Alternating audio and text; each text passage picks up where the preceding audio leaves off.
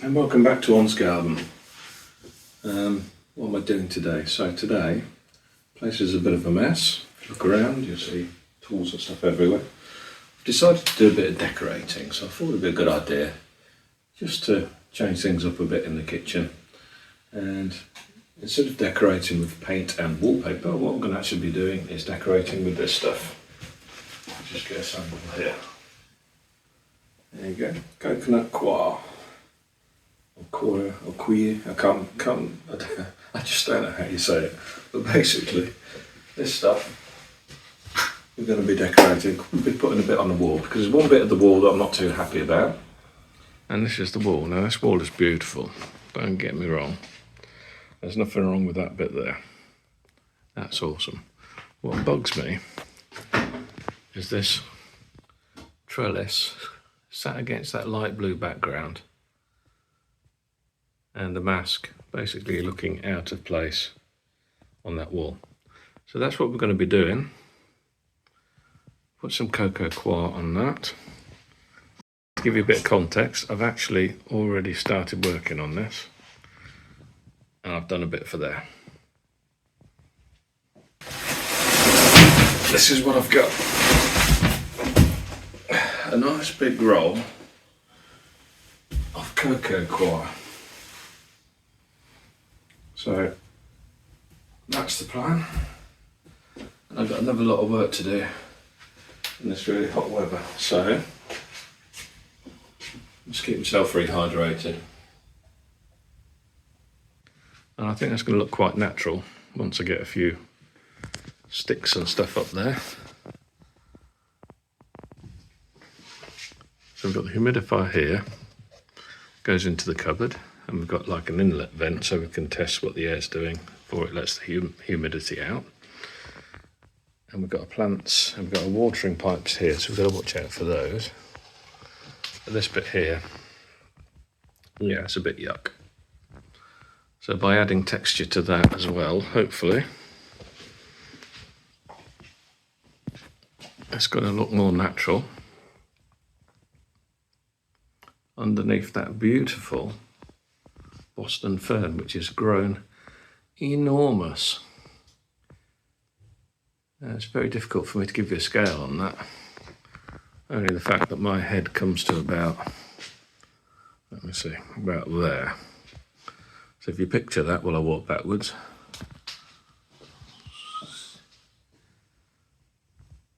Yeah, it's probably about twice the size of me. So it's absolutely huge and it's still growing. Eventually that's going to hit the floor. Now I have extended the wooden bit above there to keep it away from the light. But I might have to do a bit more on that, I think. So I've set myself a good task here because I've got to take all of these plots off the wall. All of these bits off there. So I'm thinking at the minute, might change, that I just do a strip up the wall from the edge of that down here. From the edge of that, straight up there, just to the top trellis. And then all my plants that go up there will have a nice background to go on. Hopefully it's going to look a lot more natural.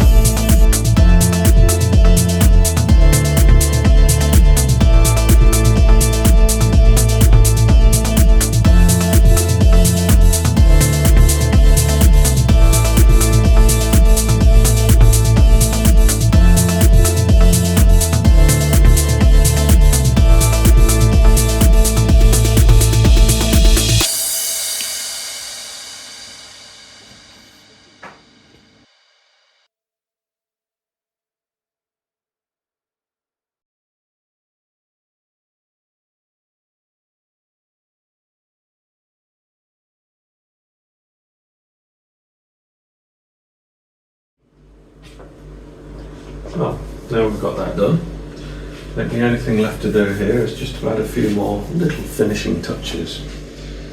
So we're going to start with a bit of Tillandsia, if that's how you say it, usneoides. And this is an air plant, and that's going to look pretty good, I think, up there. But I've got a few of these to dot around, so I'm going to put a bit up here, like that, just to break up the corners. Maybe a bit up there.